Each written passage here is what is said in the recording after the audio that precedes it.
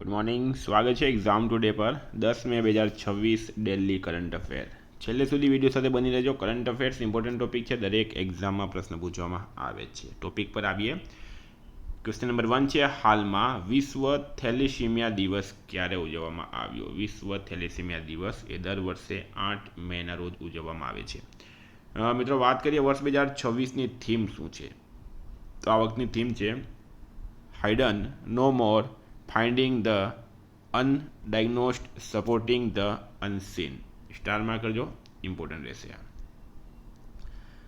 કૃષિ મંત્રાલય દ્વારા 2 દિવસીય કૃષિ કાર્યક્રમ ફ્રૂટ હોરાઇઝન 2026 કયા શહેરમાં આયોજિત કરવામાં આવ્યો હતો? તો રાઇટ આન્સર છે મિત્રો આમાં લખનઉ શહેરમાં. કેન્દ્રીય કૃષિ અને ખેડૂત કલ્યાણ મંત્રી કોણ છે હાલમાં? શિવરાજસિંહ ચૌહાણ. તેઓ આમાં હાજર રહ્યા હતા. મિત્રો, લખનઉ ઉત્તર પ્રદેશનું પાટનગર છે અને લખનઉ ગોમતી નદીના કિનારે આવેલું છે.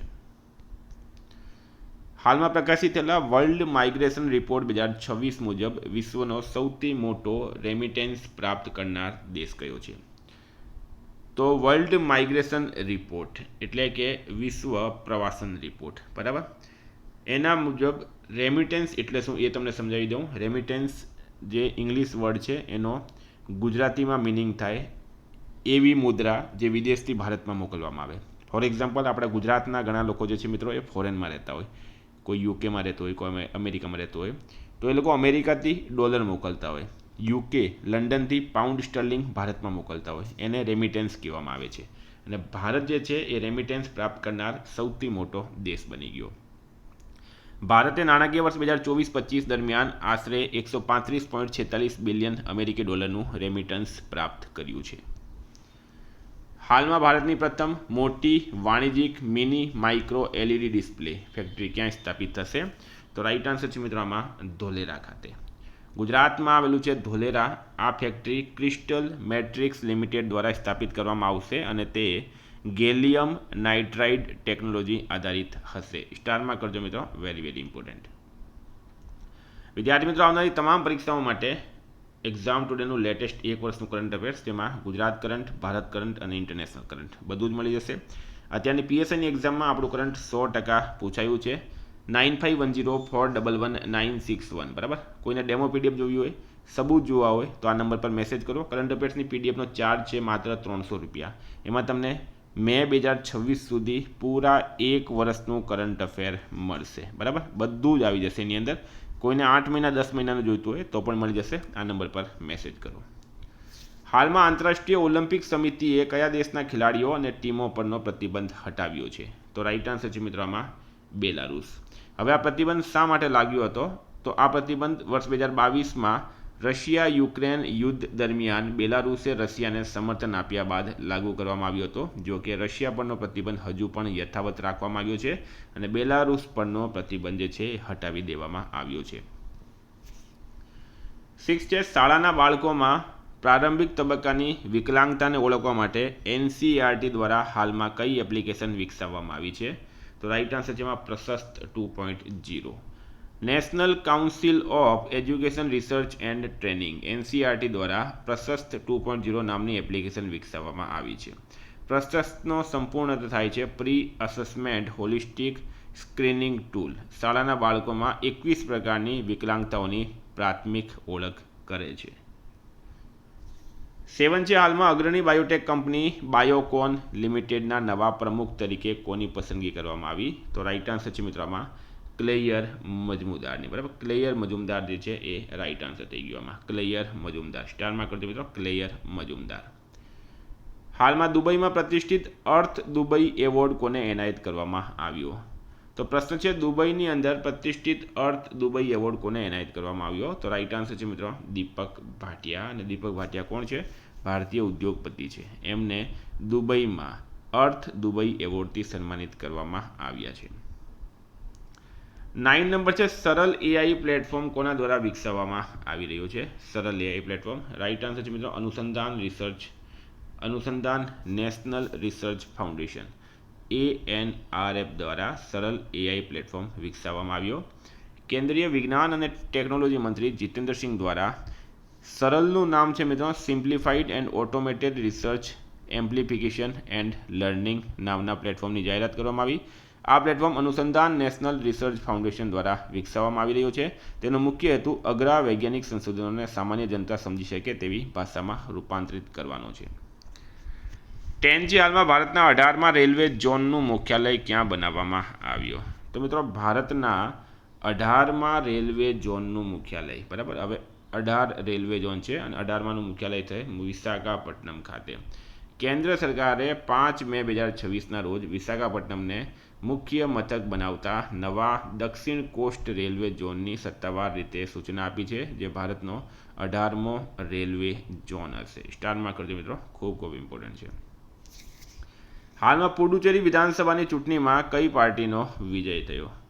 તો પ્રશ્ન છે મિત્રો, પુડુચેરી વિધાનસભા ચૂંટણીમાં કઈ પાર્ટીનો વિજય થયો? રાઈટ આન્સર છે મિત્રો આમાં એનડીએ ગઠબંધનનો વિજય થયો છે. પુડુચેરી વિધાનસભા ચૂંટણી 2026માં ઓલ ઇન્ડિયા એનઆર કોંગ્રેસ AINRCના નેતૃત્વ હેઠળના એનડીએ ગઠબંધનનો વિજય મળ્યો.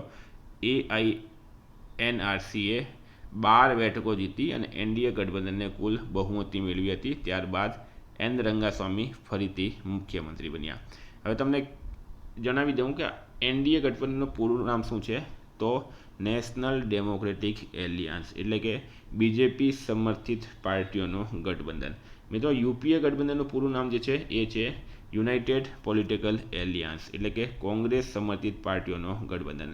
પણ હવે આ યુપીએનું નવું નામ રાખવામાં આવ્યું છે ઇન્ડિયા ગઠબંધન. બરાબર, તમે સાંભળ્યું હશે રાહુલ ગાંધીના મૂળામાંથી ઇન્ડિયા ગઠબંધન. બરાબર, અને લેફ્ટ ફ્રન્ટ એટલે કે માર્ક્સવાદી જેટલી પણ પાર્ટી છે, લેનિન, માર્ક્સ, બરાબર, એ લોકો વામપંથી દળો.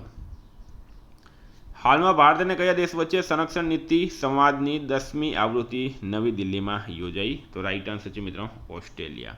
તો ઓસ્ટ્રેલિયાનું કેપિટલ છે કેનબરા, કરન્સી છે ઓસ્ટ્રેલિયન ડોલર અને પીએમ છે એન્થની અલ્બનીઝ. 13 હાલમાં કમ્બાઇન્ડ કમાન્ડર્સ કોન્ફરન્સની બીજી આવૃત્તિ કયા શહેરમાં યોજાઈ હતી? તો કમ્બાઇન્ડ કમાન્ડર્સ કોન્ફરન્સ એની બીજી આવૃત્તિ મિત્રો જયપુર શહેરમાં યોજાઈ છે. બરાબર, જયપુર ક્યાં આવેલું છે મિત્રો? રાજસ્થાનની અંદર. જયપુરને શું નામ ઓળખવામાં આવે છે? Pink city. બરાબર, પિંક સિટી. રાજસ્થાનનું શું છે મિત્રો? કેપિટલ જયપુર છે. જયપુરની સ્થાપના કોણે કરી હતી? સવાઈ જયસિંહે. જયપુરમાં કયો સ્ટેડિયમ આવેલું છે? તો સવાઈ માનસિંહ ક્રિકેટ સ્ટેડિયમ. જયપુરમાં એરપોર્ટનું નામ પણ સવાઈ માનસિંહ ઇન્ટરનેશનલ એરપોર્ટ છે અને એ સાંગાનેર ખાતે આવેલું છે. કઈ પ્રખ્યાત ન્યૂઝ ચેનલના સ્થાપક ટેડ ટર્નરનું 87 વર્ષની ઉંમરે નિધન થયું? તો રાઈટ આન્સર છે મિત્રો CNN ન્યૂઝ ચેનલના સ્થાપક હતા ટેડ ટર્નર. એમનું હાલમાં 87 વર્ષની ઉંમરમાં નિધન થયું છે. હાલમાં ભારતની પ્રથમ આંતરરાષ્ટ્રીય નેત્ર ચિકિત્સા સંશોધન પરિષદ ક્યાં યોજાઈ હતી? ભારતની પ્રથમ આંતરરાષ્ટ્રીય નેત્ર ચિકિત્સા સંશોધન પરિષદ ક્યાં યોજાઈ? રાઈટ આન્સર છે મિત્રોમાં ન્યૂ દિલ્હી ખાતે. ભારતની પ્રથમ આંતરરાષ્ટ્રીય નેત્ર ચિકિત્સા સંશોધન પરિષદ international ophthalmology research conference new Delhi ખાતે આવેલ મનેક્સો સેન્ટર દિલ્હી કેન્ટમાં યોજાઈ હતી. તો મિત્રો આ હતા 16મો છે. હાલમાં કયા દેશની સરકારે કપાસ ક્રાંતિને મંજૂરી આપી? તો મિત્રો ભારત રાઈટ આન્સર છે. ભારત સરકારે કપાસ ક્રાંતિ હેઠળ મિશન ફોર કોટન પ્રોડક્ટિવિટીને મંજૂરી આપી છે, એટલે કે કપાસ ક્રાંતિને મંજૂરી આપનાર દેશ ભારત છે. કુલ ખર્ચ થશે 5,659.22 કરોડ. સમયગાળો છે 2026-27 થી 2030-31. આ યોજના 5 વિઝન પર આધારિત છે: ફાર્મ, ફાઇબર, ફેક્ટરી, ફેશન અને ફોરેન. તો મિત્રો વાત કરીએ હવે આપણે રિવિઝનની. તો 9 મે 2026 આપણે આવી ગયા રિવિઝન પર. વિશ્વ એથ્લેટિક્સ દિવસ ક્યારે ઉજવવામાં આવ્યો? 7 મે. ભારત અને કોણે સંયુક્ત EV બેટરી રિસાયકલિંગ પહેલ શરૂ કરી છે? યુરોપિયન યુનિયને. પ્રકાશિત થયેલા ટ્રુ કોલર રિપોર્ટ મુજબ વિશ્વમાં સ્પામ કોલ્સથી સૌથી વધુ પ્રભાવિત દેશોની યાદીમાં કયો દેશ ટોચ પર છે? ઇન્ડોનેશિયા. આપત્તિ વ્યવસ્થાપન અને જાહેર સલામતીને પ્રોત્સાહન આપવા માટે હાલમાં ભારતની સ્વદેશી સેલ બ્રોડકાસ્ટ સિસ્ટમ કોણે શરૂ કરી?